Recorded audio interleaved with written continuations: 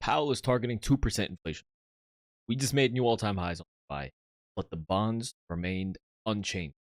Means that the bonds did not believe that this move in the stock is actually staying. So in today's video, let's take a look at how everything is basically going with the market. Take a look at S&P, NASDAQ, the large tech stocks.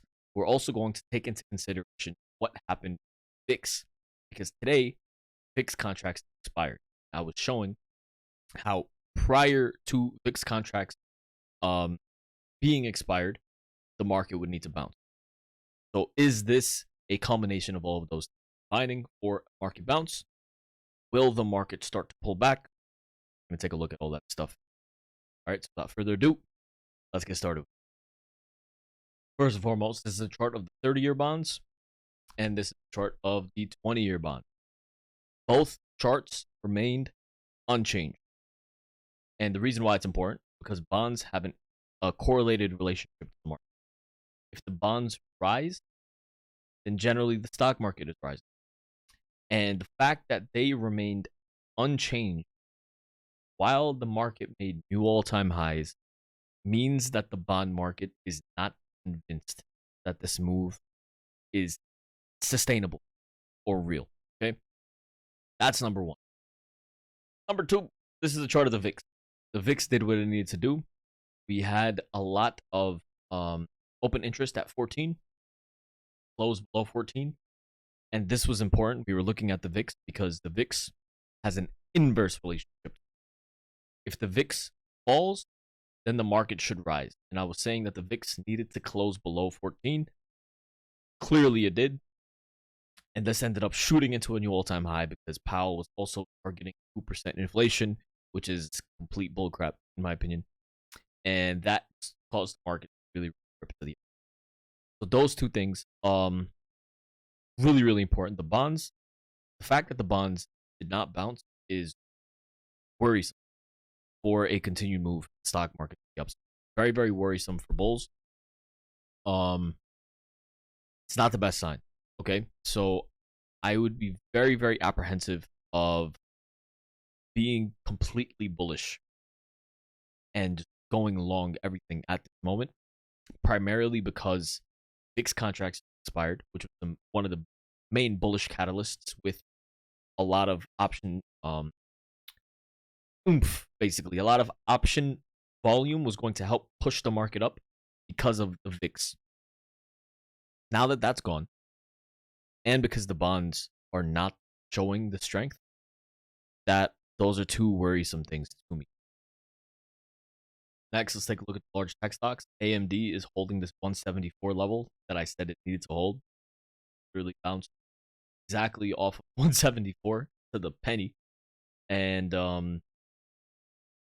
so we're taking a look at the large tech stock. AMD clearly does not, it's holding 174. It basically needs to break back above 185 for a continued move to the upside. NVDA looks really weird. This is not best setup. It's doing its job to hold above, but it doesn't look entirely bullish. Google, if you were holding on to puts, the puts,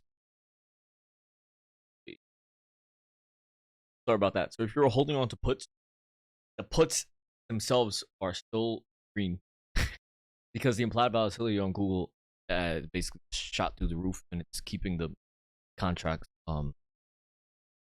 elevated in terms of put price.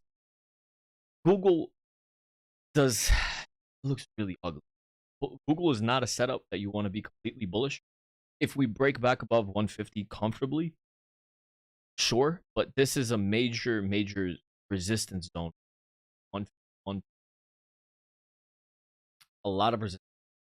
Trying to go long into resistance after a bearish move like this is it's not the best setup, which is why Google is not something at the moment really worth buying into long term. A lot of these other stocks, AMD has a better setup. Google, to be honest, if you want to be very, very risky and you're bullish on the market in general, to be honest, Google, 156, 158 calls. for a few months out, it'll be good. But this is just what I'm saying in general. This is just an ugly setup. We could rise to the upside, sure. And if you do want to play to the upside, 156 to 158 calls expiring 2 or 3 months probably play. But what I'm saying in general, right? I'm going to talk about everything else. Netflix made highs. Amazon did pretty well also. Microsoft also is starting to creep back up above 428. Apple, of course, we closed on the highs here and spectacular. Tesla, it's starting to make another leg up after this initial pause at 174 level. So we're now at 176. Tesla is getting very, very close to resistance at 180. I don't know if Tesla can rip above. Of course, Tesla can do whatever it wants, but things are starting to get pretty dicey on Tesla. I don't really like how if it gets closer to 180, I'm probably going to. But my main thing is that the winners, and first of all, end it off by looking at the NASDAQ. My main thing is the leading tech stock, NVIDIA, AMD. AMD is getting a pullback. NVIDIA is consolidating, right? To be fair, Tesla is bouncing, Apple is bouncing, Google is consolidating. So essentially, pragmatically, the market is doing what it needed to do, doing what I said it should have been doing if we were going to make new highs. The winners were going to either pull back or consolidate, what AMD and NVIDIA are doing, and the losers needed to bounce. Losers were, when I was talking about this, Google, Apple, Tesla. Losers are bouncing. Now we're getting to a point where, in my opinion, the reason why we bounced is not going to continue applying. Now, what happens now moving forward is going to be pretty interesting, but in general, I don't think something like this, primarily because the bonds did not pick up on anything and the VIX contracts already expired, so that should already alleviate things. Also, when an FOMC move like this occurs, usually it reverses back within a few days. It reverses back. So that's another thing. This is not a time to be astronomically long. If we open green tomorrow on the SPY, I'm most likely going to enter puts expiring at the money, and I think that would. I hope we open, but in general, right? This is my outlook for the rest of the month.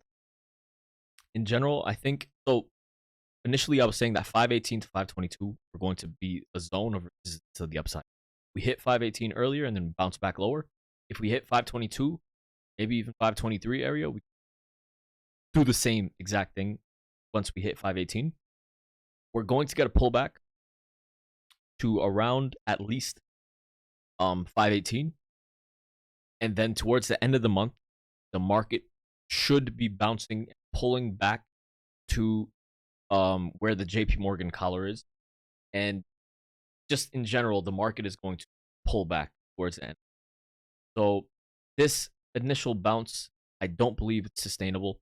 If the bonds also bounced, that would be a completely different story. But the fact that the bonds did not bounce, the fact that Tesla, basically the losers, are getting close to levels of resistance.